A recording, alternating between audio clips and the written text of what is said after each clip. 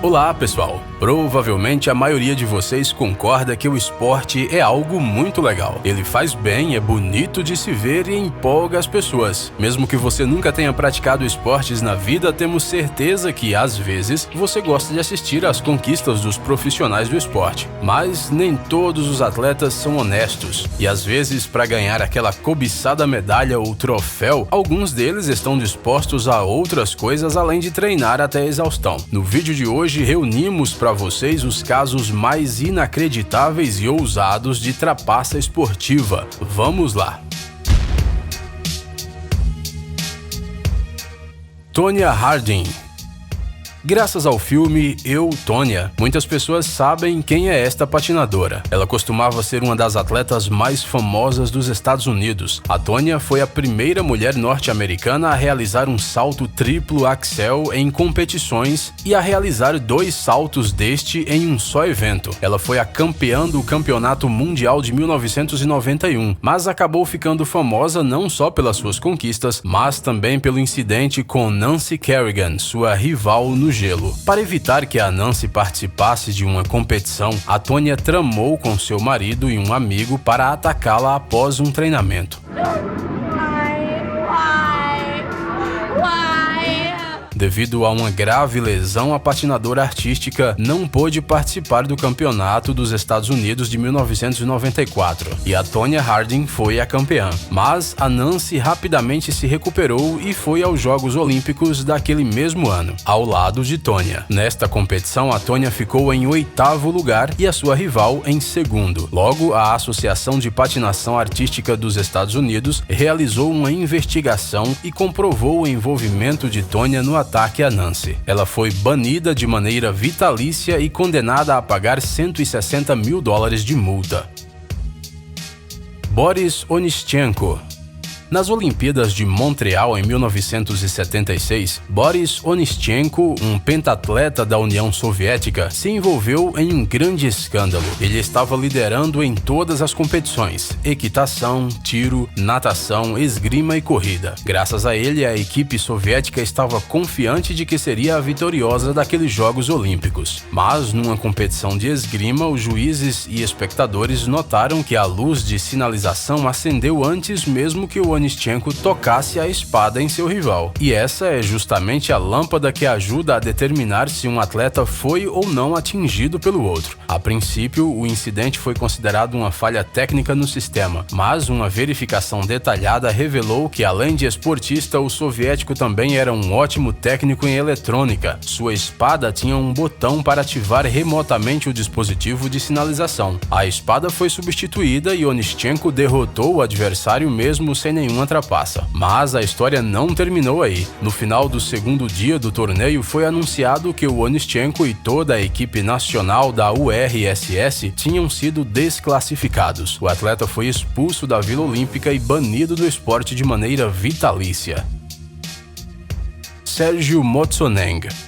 Para receber um prêmio em dinheiro da supermaratona africana Comrades em 1999, era necessário terminar entre os 10 primeiros. Um atleta chamado Sergio Motsoneng conseguiu chegar em 9º e já estava preparado para receber o seu dinheirinho ganho honestamente. Mas a sua felicidade não durou muito. Ao assistir à repetição da corrida, os juízes viram que o Sergio havia deixado a corrida por curtos períodos de tempo. E o que há de errado com isso, vocês devem estar se perguntando. De repente, o corredor precisava ir ao banheiro? Pode até ser, mas como explicar o fato de que cada vez que o Sérgio voltava à corrida, seu relógio de pulso se movia de uma mão para outra? Os juízes acharam tudo muito estranho e conduziram uma investigação que confirmou a fraude. Uma parte da maratona foi corrida não pelo Sérgio, mas por seu irmão gêmeo, o Fick. E os caras trocaram de lugar várias vezes ao longo da competição. Enquanto um irmão corria, o segundo fazia o percurso em bicicleta. O astuto maratonista foi desclassificado por 11 anos, mas ele não se contentou. Em 2010, ele voltou a correr e foi novamente desclassificado. Mas essa é outra história. Equipe Paralímpica da Espanha. Entre todos os atletas profissionais, os atletas paralímpicos costumam ser a maior fonte de inspiração. Afinal, eles são cheios de uma força de vontade invejável. É por isso que o incidente com a seleção espanhola entristeceu muito a todos. O que aconteceu foi que a delegação de basquete da Espanha, de atletas com deficiência mental, era integrada por pessoas sem qualquer deficiência. Alguns deles tinham até participado do Campeonato Mundial de Basquete no Brasil. No entanto, quando foram convidados para participar dos Jogos Paralímpicos, eles aceitaram. Entre os membros do time nacional espanhol havia apenas 2 pessoas que realmente eram portadoras de deficiência intelectual, mas elas praticamente não saíram do banco. É claro que, com a vantagem que tinham, os espanhóis foram campeões. Obviamente, foi um grande escândalo quando a fraude foi revelada e todos os líderes do Comitê Paralímpico da Espanha renunciaram. A seleção nacional foi desclassificada e os jogadores da seleção russa de basquete foram considerados os vencedores dos Jogos Paralímpicos de Sydney. Ortrun Ederlein. Esta atleta de trenó da Alemanha Oriental competia na década de 60 e chegou a ganhar a medalha de ouro nos Jogos Olímpicos de Inverno de 1964 em Innsbruck.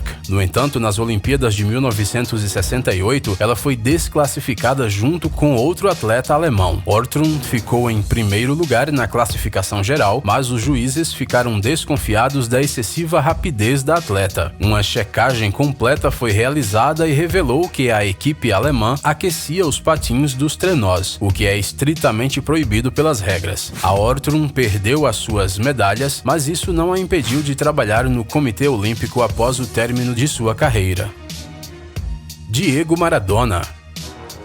O mundialmente famoso jogador de futebol Diego Maradona, como qualquer ser humano, está longe de ser um santo. E embora a situação possa ser controversa, os fatos são fatos. Aos 6 minutos do segundo tempo das quartas de final contra a Inglaterra na Copa do Mundo de 1986, o grande Maradona marcou um gol com a mão.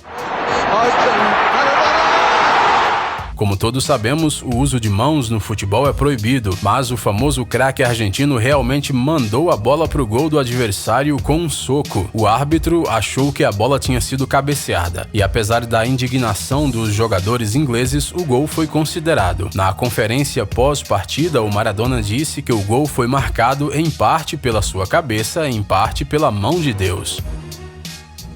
Rose Ruiz.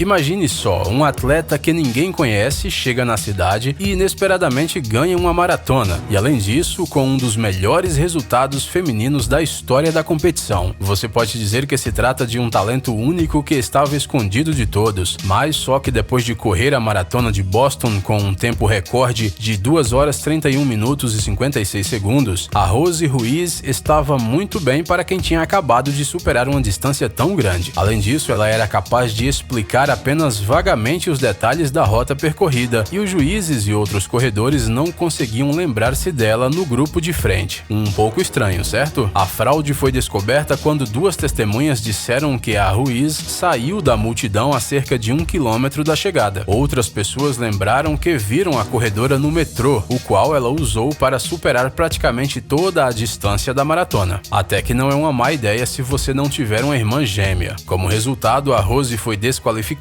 e os organizadores da maratona passaram a usar chips especiais nos atletas. Participantes do torneio olímpico de badminton.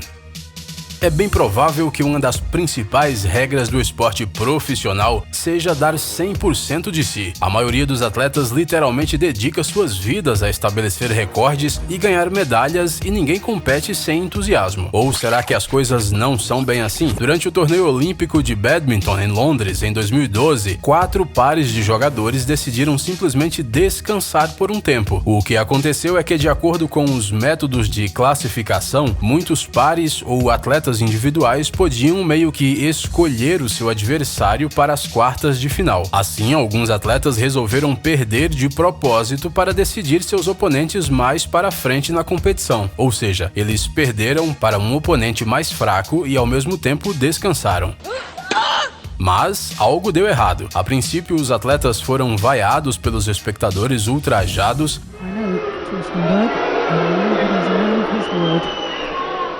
Depois, os juízes ficaram ofendidos pela atitude e desqualificaram os atletas, acusando-os de falta de vontade de lutar pela vitória na partida, o que é ofensivo e prejudicial para o esporte. O que você acha? Foi justo?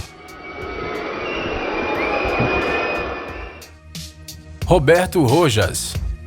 O que não fazem os jogadores para ajudar o seu time? Este é um caso bem estranho de alto sacrifício que ocorreu em setembro de 1989, durante os jogos de qualificação para a Copa do Mundo. A seleção chilena estava perdendo de 1-0 para o Brasil. Faltavam 25 minutos para o apito final, quando de repente um rojão foi jogado pela arquibancada do Brasil no campo e caiu nas costas do goleiro chileno, Roberto Rojas. O jogador imediatamente caiu no gramado segurando a cabeça e seus companheiros de equipe correram até ele. O Rojas foi logo tirado do campo sem cortes profundos no rosto e o capitão do time chileno disse que a equipe não retornaria ao campo. Tudo isso era para que os chilenos recebessem uma vitória e chegassem diretamente à Copa do Mundo. No entanto, depois de assistir às gravações, os árbitros começaram a duvidar da honestidade de Rojas. Mais tarde, se descobriu que os cortes foram feitos pelo próprio goleiro que estava escondendo um bisturi na sua luva. Este fingimento de uma contusão séria fez com que a FIFA concedesse ao Brasil uma vitória técnica de 2-0, suspendesse o Rojas do futebol de maneira vitalícia e desqualificasse a seleção chilena da Copa do Mundo de 94. No entanto, em 2001, após um período de desculpas do goleiro, a FIFA retirou a desqualificação de Rojas e hoje em dia ele trabalha como treinador de goleiros no Sport Club de Recife.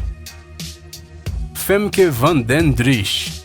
Você sabia que além do doping convencional existe também algo chamado de doping mecânico? Em outras palavras, isso significa melhorar de maneira ilegal um aparelho esportivo. Um dos primeiros exemplos de doping mecânico foi registrado durante o Campeonato Mundial de Ciclocross, quando um motor secreto foi encontrado escondido no quadro da bicicleta da conhecida atleta belga Femke van den Driesche, de 19 anos. O dispositivo foi detectado por radiofrequência e praticamente transformava a bicicleta comum em uma bicicleta elétrica. Como o aparelho ajudava a Femke a andar mais rápido, ele foi considerado doping. Durante o campeonato, ela teve que sair da corrida por razões técnicas, o que levou à verificação de sua bicicleta e acabou revelando o seu segredo escondido. A jovem imediatamente declarou que a bicicleta pertencia a um amigo e que o mecânico simplesmente havia confundido a sua bike com a dele por acidente. A atleta jurou que não havia notado a mudança. Bem, o que podemos dizer? Tudo pode acontecer, não é mesmo? Muitos atletas confundem suas bicicletas e depois nem percebem que as suas rodas estão girando sozinhas. Gadgets incríveis, novas tecnologias, invenções úteis e outras coisas legais relacionadas à alta tecnologia no Tech Zone. Inscreva-se, você não vai se arrepender. O link está na tela e na descrição do vídeo. Obrigado por assistir. Por favor, curta e compartilhe o vídeo nas redes sociais e voltaremos o mais rápido possível.